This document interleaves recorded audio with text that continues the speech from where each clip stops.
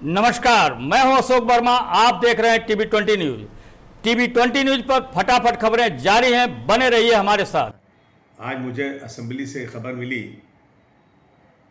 कि मुझे इस बजट सेशन पूरे सेशन के लिए सस्पेंड कर दिया गया है।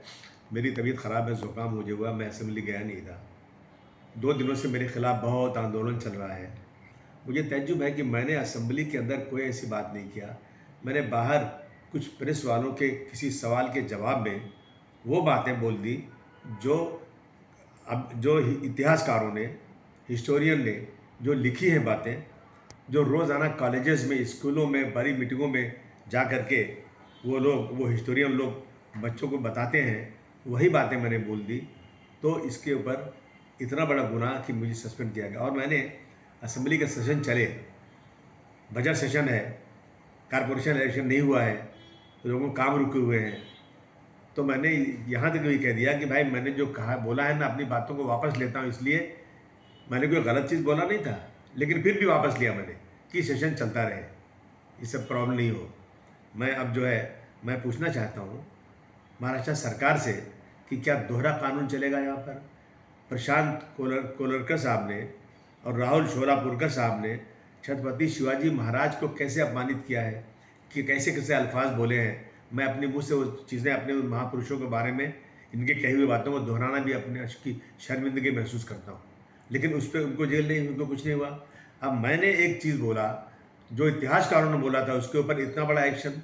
देखिए, अबू आसिम का मतलब कि मेरे पीछे 5 लाख जनता है और इस जनता के कामों को लेकर असेंबली में मुझे बात करना, डेवलपमेंट की बात करना, फंड की बात करना, ये सब रह गया। आपकी बार आपने रोक दिया इसको। मैं समझता हूँ कि ये सस्पेंशन जो हुआ है ना, इस पर दोबारा गौर करना चाहिए। कहीं ना कहीं इसमें ज़्यादती हो रही है मेरे साथ, गलत कानून के मुताबिक नहीं, अपनी मनमानी हो रहा है ये। मैं ज़रूर वकीलों से बात करूँगा, कोर्ट में जाऊँगा, पहले अपने स्पीकर साहब के पास जाऊँगा कि आप न्याय कीजिए।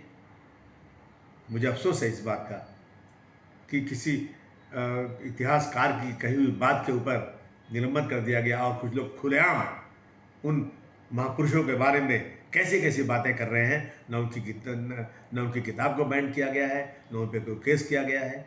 क्या है ये?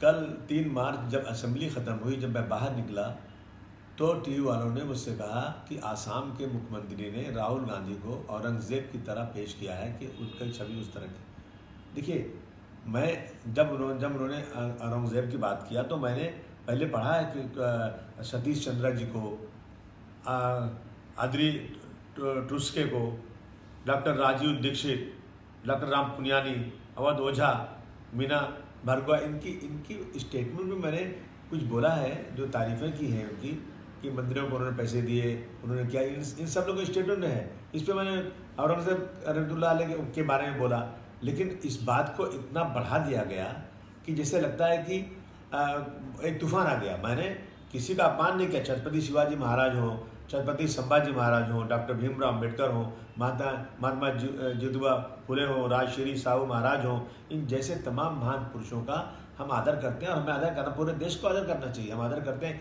इन्होंने सारे समाज के लिए, सारे धर्म के लोगों को बराबर का दर्जा दिया था। मैंने इन हिस्टोरियन की लिखी हुई किताब, इनके स्टेटमेंट के ऊपर मैंने जो औरंगज़ेब की तारीफ़ किया, मैंने कभी अपने किसी महापुरुष, चाहे संभाजी महाराज हो, छत्रपति शिवाजी महाराज हो, उनके बारे में कोई एक लफ्ज़ गलत नहीं बोला है। लेकिन अगर इन चीज़ों से किसी को वो लगता है कि इसको तोड़ मरोड़ के पेश करके किसी को लगता है कि मैंने गलत बोला है, तो भाई मैं अपने पूरे स्टेटमेंट को वापस लेता हूँ। असेंबली चलना चाहिए, असेंबली में बहुत सारे काम है। इन इशू पर असेंबली रोकी जाए, मैं समझता हूँ ये महाराष्ट्र की जनता का बहुत सारा काम रुकेगा।